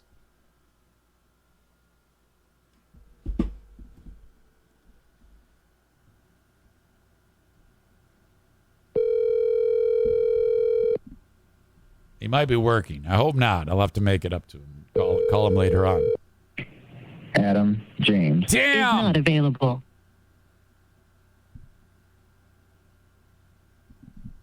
He will side with Stallone. I can promise you. But what a fucking mess. My God. Okay, speaking of messes, swimmer Leah Thomas. Now, as you know, my current stance on this is that she should not be allowed to swim with the other ladies. Do I feel that a person can, be born a woman or born a man? Well, either be born a man and become a woman. Yes, I do feel that is a thing. I was born a woman, but I'm now a man. My gender was changed. I do believe that. And I'm behind anybody that wants to do that. I have not walked a step in your shoes. I don't know what it's like living a life where you're just not comfortable in your own skin, where you feel terrible. Okay? I don't know what that's like. So if they want to change their gender, go for it. I have no problem with that. However, when it comes to this particular moment in time when Leah Thomas, who was a terrific swimmer as a man, changed gender and then swam as a woman and then kicked the shit out of all the other chicks. Yeah, that's not fair in my book. That can't be. And I love the fact that my opinion is supported by not only one of the greatest Olympians of all time, but a transgendered Olympian. Someone who has walked in the shoes of, is in the shoes of the transgender world, was a man and an Olympian, became a woman, and says, no, Leah Thomas can't compete with the chicks. That's ridiculous. This should never be a point of contention ever again, because I'm just looking at what a transgender person is saying. I defer to that person. You know? So that's how I feel about that. Now it's coming out.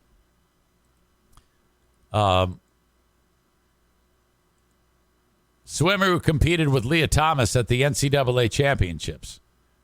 No one warned us Leah Thomas would undress with us. So they're all in the locker room getting ready for the big swim meet or whatever.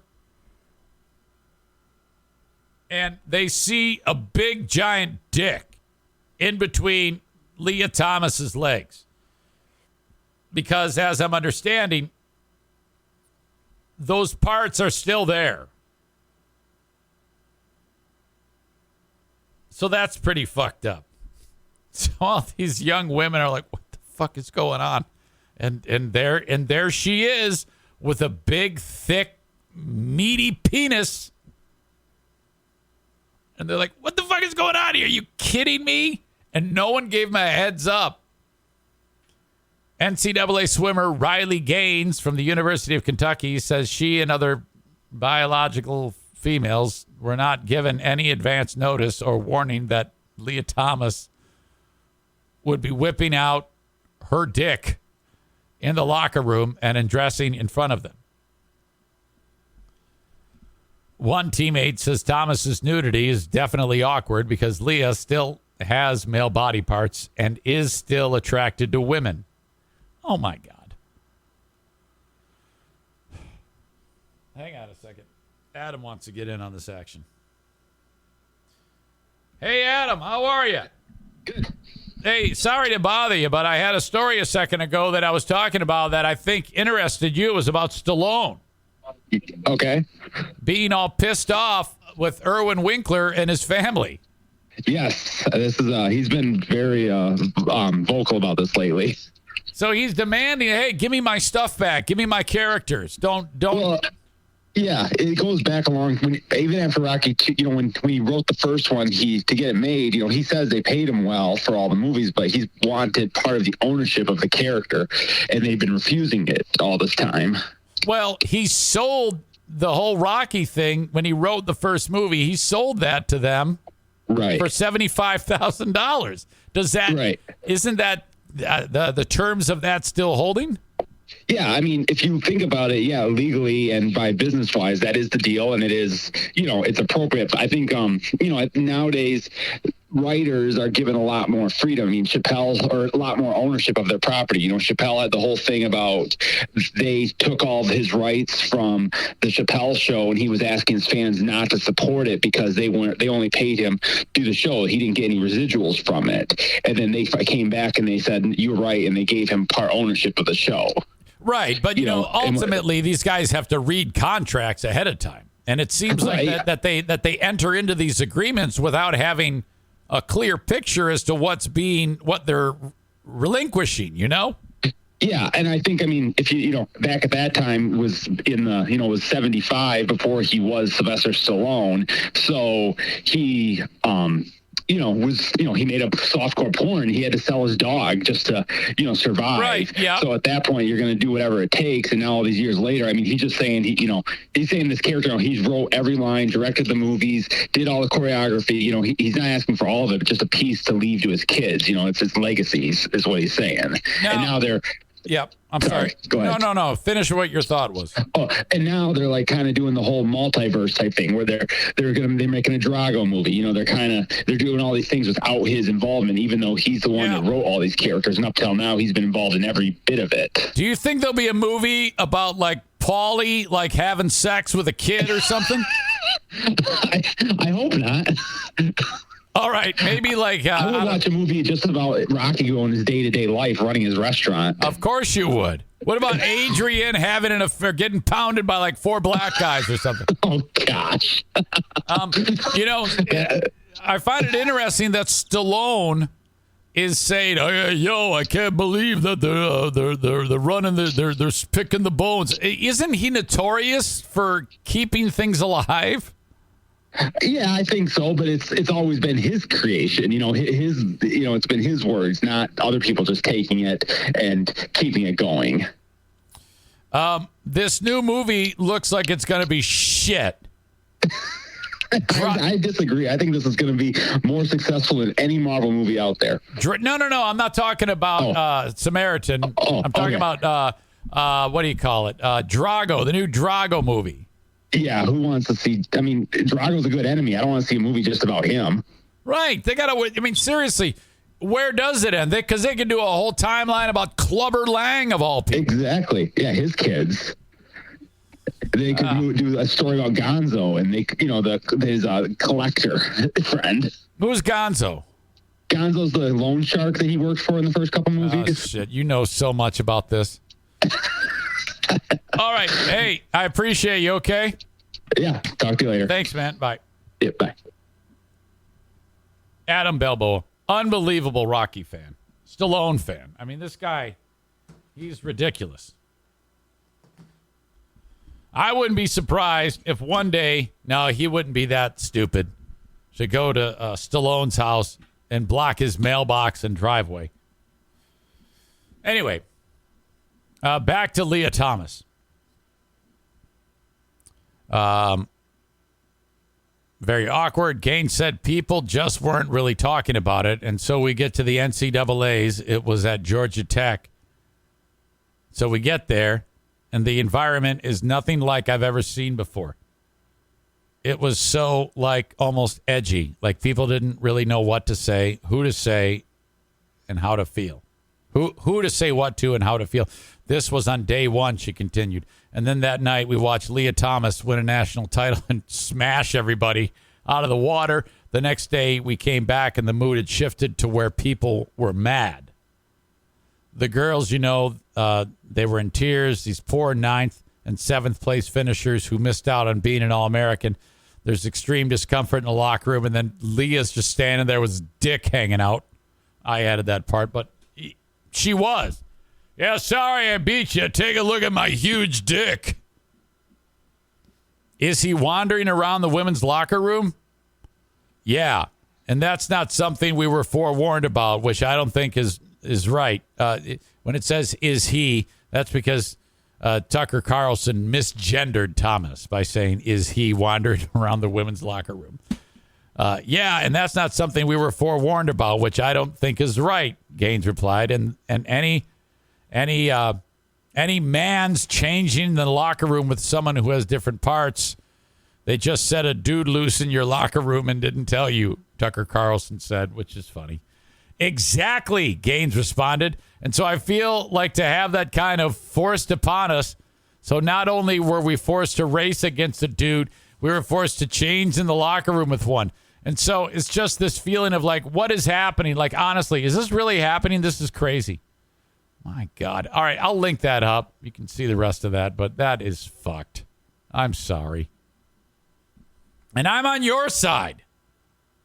How can a person who is a transgendered person say, no, yeah, that's the way it should be? That's ridiculous. Absolutely ridiculous. Okay. Asshole of the day in mere moments. First off, My Policy Shop Insurance, mypolicyshop.com, 616-914-4070. You do not have to go without health insurance, okay? I can't stress this enough when it comes to health insurance. Call upon Frank Fuss, My Policy Shop Insurance, 616-914-4070. He will help you every step of the way navigate healthcare.gov or Obamacare. Now, you can do it on your own, but why? I mean, that takes time, and you might screw it up like I did the first time I tried to enroll. Have Frank help you. He is a licensed independent insurance agent / broker who can help you every step of the way when it comes to this. So if you work on your own, self-employed, maybe you're between jobs or your employer does not offer health insurance, take advantage of this, okay? Frank will help you to make sure that you get the right policy. You can afford health insurance, all right? Have Frank help you out with that. He's also the licensed Medicare Advantage Plan expert. If you or someone you know or love is getting set to turn 65 years of age, call upon Frank when it comes to Medicare. A Medicare Advantage Plan checkup should be in your future every year, actually. So call upon Frank, and he will help you. Then last but not least today, Full House Comedy. Full House Comedy with venues all around West Michigan. Michael Palisak is at the Listening Room this week. If you want to go see him Thursday through Saturday, 2 shows on Saturday. You got a show Thursday and a show Friday. Go to fullhousecomedy.com. And there you go. Thank you to them. Okay, your asshole of the day today.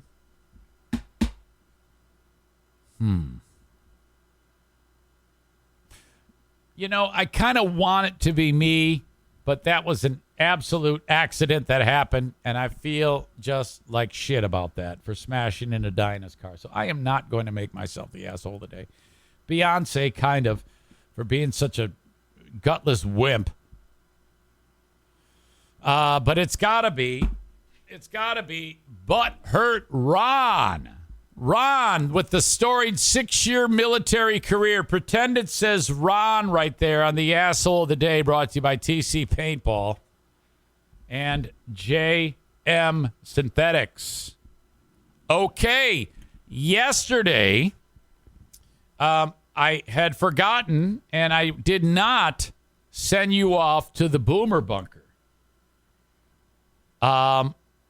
And I should have, because I love the Boomer Bunker. I love John and I love Bob. But I didn't do it.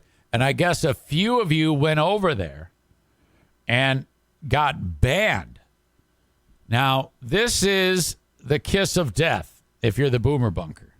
Because Kate, who is a former listener, she is, I guess, their moderator. And all of a sudden, Maureen, Linda, and what happened? Now I'm being told it was a mistake. Oh, I see. I jumped the gun. The Boomer Bunker was banned. What? They were banned from Twitch? Oh, fuck. Well, that's bullshit. Well, I take back everything that I said. Kate didn't do anything wrong. Well, I got to get the story behind this shit.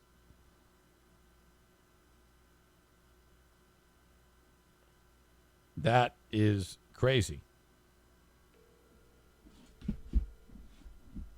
I thought like Kate was banning people because they listened to this show.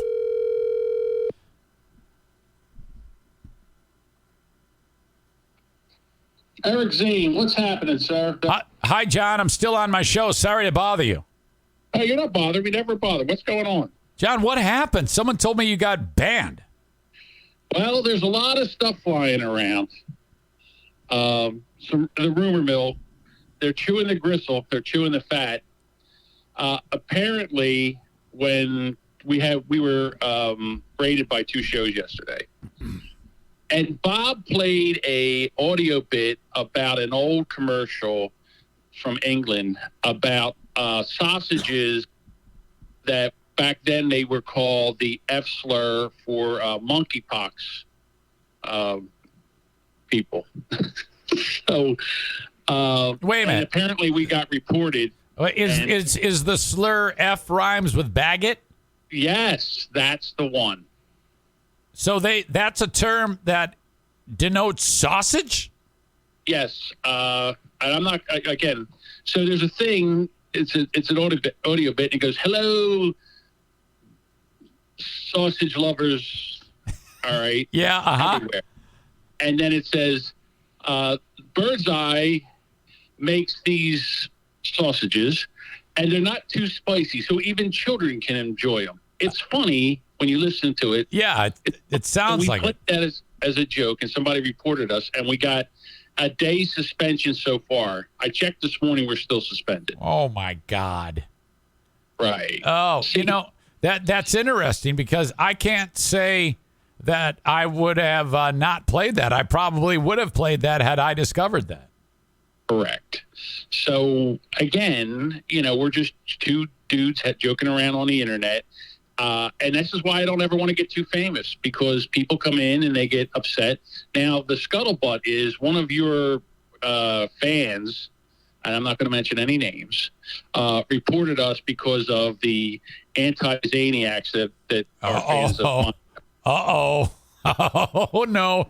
All right. Which one of you? I hope none of you did that, because I'm obviously I'm looking at them right now. And again, I just don't want this to be my, our show, Bob and show against your show, because I don't feel that. No, of course not.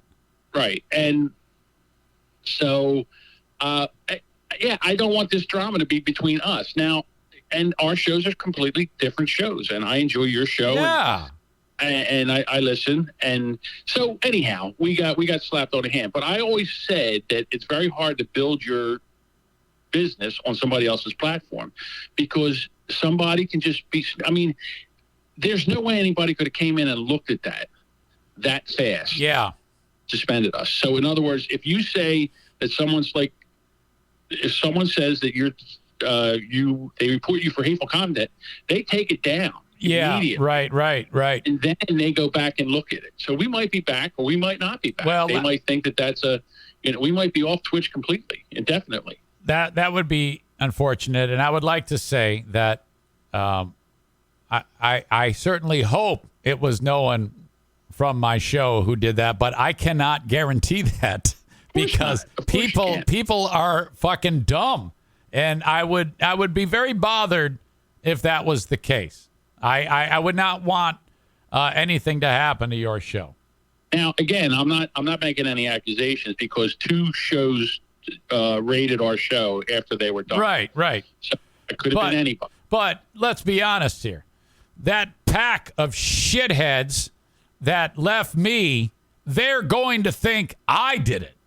Of course. They're going to actually blame me, because as much as you and you don't have to contribute to this rant, but these are not bright people. These are very dumb people. So Listen, it wouldn't surprise me if they did think I did it. Mike Pellerito sent me a audio of you and I fighting that was genius. I played it at the beginning of the show yesterday of you and I having an argument, and it's a scream. Oh, yeah, he's going to do that. He's going to do all sorts of great arts and crafts, and then he's going to fucking show up at your house. Well, it's a 12-hour drive, so... Oh, yeah. Trust me. I'll buy him dinner. Trust me, it's coming. Trust me, it's coming. Careful. Proceed with caution. No, I understand, and you're right. There's got to be certain guidelines and stuff like that. Everybody learned a lesson from what happened during the great mass exodus of 2022. Yeah. It was fucking best thing that ever happened. I am glad you are benefiting. Good. Take them. You know what? I love them, so I understand. Yeah, I'm glad that it's working out. Everything's working out. Yeah. So no Boomer Bunker, Twitch. We're gonna hopefully we record Wednesday night. Hopefully we'll be back on by then. But if not, Rumble, baby, the alternative economy. Rumble. Oh, there you go. You go to Rumble, man. They'll suck your dick. I'm telling you. I know. Yeah. Okay, good. Sorry about the confusion. I thought it was all Kate's fault. I thought Kate was banning people. No. All right, my bad. We're good. All right, buddy. All right, I'll talk to you later. Talk to you later. See ya. Bye. That is fucking high drama. I hope it wasn't one of you guys. Don't fuck with them. If that's the case, you should not do that. You should not fuck with the shows. Can you imagine the scuttle from those losers thinking that I can promise you they think it's me? Oh, my God. To be a fly on the wall, they were probably so pissed. And if that's the case, you know what they're going to do? They're going to assume it's me and try to fuck me up now. So you watch. I'll be out. Oh, God, I hope not. Well, anyway, folks, I appreciate you. And you're all fantastic, so I'm going to leave it right there. That is going to do it for this edition of the Eric Zane Show Podcast. Till next time, thank you, folks. Talk to you on Patreon, patreon.com/Eric Zane. Bye-bye.